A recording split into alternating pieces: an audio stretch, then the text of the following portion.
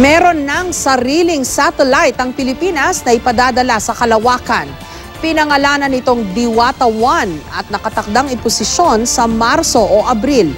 Isa raw sa pangunahing gamit nito ang weather tracking para mas makapaghanda ang ating bansa sa mga kalamidad. Live mula sa Quezon City, may report si Victoria Tulad. Victoria.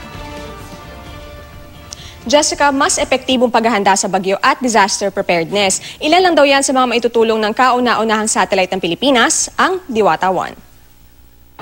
Sobrang talino ng mga Pilipinas. Pagdating ng Marso o Abril, hindi na lamang pangarap ang makapagpadala ang Pilipinas ng sariling satellite sa kalawakan.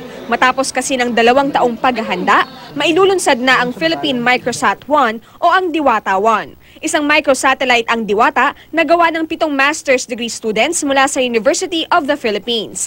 Napili sila ng Department of Science and Technology o DOST na mag-aral ng space technology sa Japan.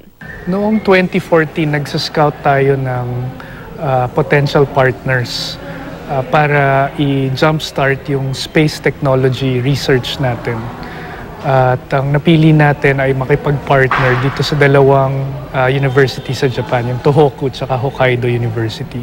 Meron silang programang ginagawa na magte-train ng mga estudyante natin at ang final product nga nila ay isang microsatellite. Bagaman galing sa Japan ang mga materyales na ginamit sa pagbuo ng satellite, tiyak daw na 100% Pinoy-made naman ito. May bigat na 50 kilograms ang microsatellite na Diwata at halos kasing laki lang daw ng balikbayan box na ito. Sa loob ng isang araw ay iikot ito ng 2 beses sa buong bansa at kukuha ng iba't ibang larawan. Pagkatapos ay ipapadala ang mga larawang ito sa gagawing ground receiving station sa Subic. Ang purpose ng images ng microsatellite ay pwedeng gamitin for disaster mitigation, for weather, for tracking the progress of agriculture products, kung harvest season and so on and so forth, flooding, security purposes. Pwede natin makita kung merong mga malalapit na ships.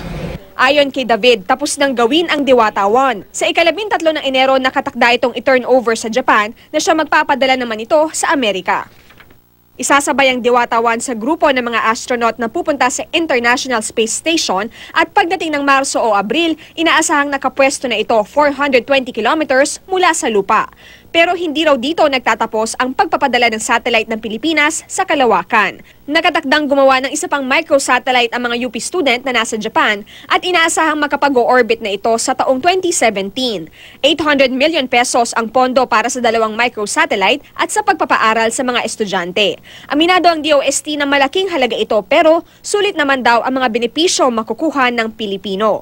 Mababawasan din daw kasi ang milyong pisong ginugugol sa pagbili ng images mula sa ibang commercial satellites. Diwata 1 yung pangalan niya dahil fairy, in Tagalog, lumilipad. It also symbolizes our hopes and dreams, I guess, of being able to launch our first microsatellite. Very magical, at least for scientists and engineers who will use it. Parang hindi pwedeng mangyari to pero dahil wala tayong capability to construct something as high-tech as this, but in 2016 it is going to be a reality.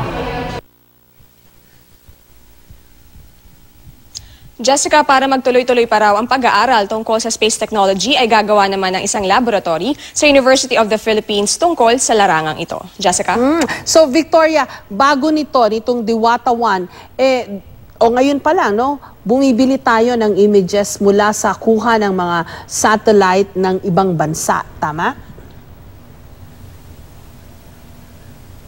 Tama yan, Jessica. Katunayan nga, dun daw sa monitoring ng disaster na naidulot ng Bagyong Yolanda, halimbawa, marami tayong satellite images na binili mula sa mga commercial satellites at umabot din yan ng 50 million pesos. Kaya nga malaking katipiran daw itong pagkakaroon ng sarili nating satellite dahil bukod sa 24/7 yung access natin sa mga images na ito, ay talaga namang mas konti na lang yung ating gagastusin. Jessica? At saka, mas mapapaaga ba nito, mas mapapabilis ba nito yung pagkuha natin ng impormasyon tungkol sa mga parating na bagyo? Anong pagkakaiba nito in terms of efficiency dun sa nakukuha nating data ngayon sa mga bagyo? Victoria?